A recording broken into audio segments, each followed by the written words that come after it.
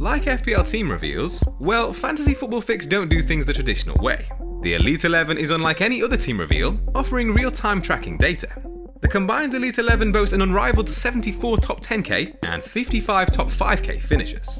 You can follow transfers, captain selections and activated chips used by the Elite 11 managers, all live and in real time. You can also track the Consensus 11, an amalgamation of the Elite 11, combining the Elite 11 managers' FPL knowledge into one aggregated team for you to follow.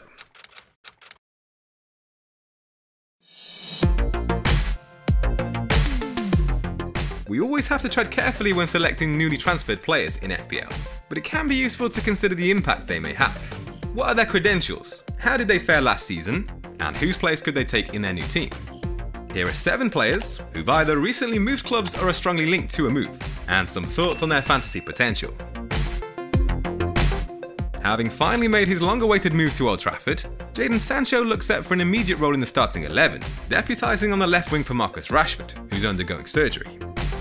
The 21-year-old winger enjoyed a slow start to last season with Dortmund, but impressively bagged 8 goals and 8 assists in his last 15 Bundesliga appearances. Sancho reached double figures for goals and assists in each of the 2 seasons prior, the 2018-19 and 2019-20 campaigns. But whilst the youngster is sure to improve United's attack this season, his 9.5 million starting price makes him tricky to fit in alongside Bruno Fernandes, and therefore perhaps more of a wait and see. It would be a big call to ditch the Portuguese international, who sits in over 40% of FPL teams, and is sure to be heavily backed for captaincy early on.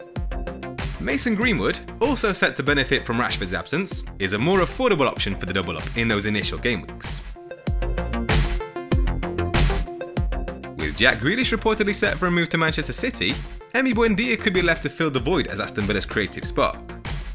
The Argentine offers a small saving on Grealish at 6.5 million, enjoyed a title-winning campaign with Norwich last season, and already boasts Premier League experience. In the 2019-20 season, just 3 players offered more than his 83 attempted assists, a remarkable achievement considering he was playing for a side that finished comfortably bottom of the league table. The 24-year-old has been linking up well with Ollie Watkins in pre-season, and with opening fixtures against Watford, Newcastle and Brentford, he's certainly someone to consider right from the off. Recently completing a move from Brighton, Ben White will bolster an already improving Arsenal defence. Tallies of 22 blocks and 62 interceptions ranked the centre-back top amongst Brighton defenders last season. The Gunners kept 4 clean sheets in the last 8 game weeks of the season, trailing only Everton.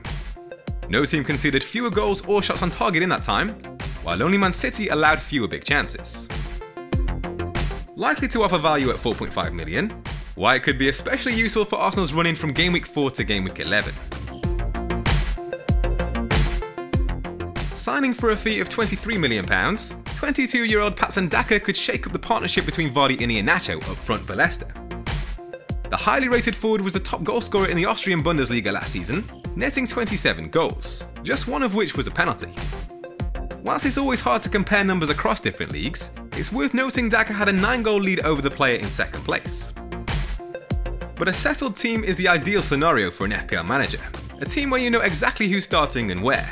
And that's just not the case with Leicester at the moment. James Maddison and Harvey Barnes returning from injury adds to that issue. So for me, there's just too much uncertainty there to invest in their attack right now. Manchester United will look to shore up their defence with the acquisition of 28-year-old France international Raphael Varane. The centre-back was part of a Real Madrid side that ranked amongst the top 2 teams for clean sheets in each of the last 2 La Liga seasons. He's yet to be officially announced and priced up by FPL, but if all goes to plan, you'd expect to see him at 5.5 million, along with Maguire, Wan-Bissaka and Shaw. Personally, I'd still opt for each of those 3 ahead of Varane, with Luke Shaw the number 1 choice, but the Frenchman undoubtedly boosts their potential for clean sheets. He could also impact United further up the pitch, allowing Solskjaer to use just one holding midfielder and shift to a more attacking 4-3-3 formation. According to reports, Jack Grealish is edging closer to a move to Manchester City for a fee in the region of £100 million. With a direct involvement in 18 goals last season, despite missing a third of the campaign through injury, there's no doubting the Englishman's credentials. But as an FPL asset at Man City, there are still lots of unknowns. Will he play in the front 3 or in a deeper midfield role? Whose starting place could he take? And how would he fare alongside a more talented group of players, where he's no longer the sole talisman? After his participation for England at Euro 2020, Grealish is unlikely to get much time to work with Guardiola in pre-season. Definitely huge potential, if the move happens, given his £8 million price tag, but too much of a risk to include him in Game Week 1, in my opinion. There could be a further change amongst the Man City attack, with reports that Harry Kane failed to return to training for Spurs on Monday this week, presumably to help push through a move. The champions have rotated between using Gabriel Jesus and a false 9 in recent times, but the England captain would surely be one of the first names on the team sheet, in similar fashion to Kevin De Bruyne. His outstanding record from the spot would almost certainly see him take over penalty duties as well.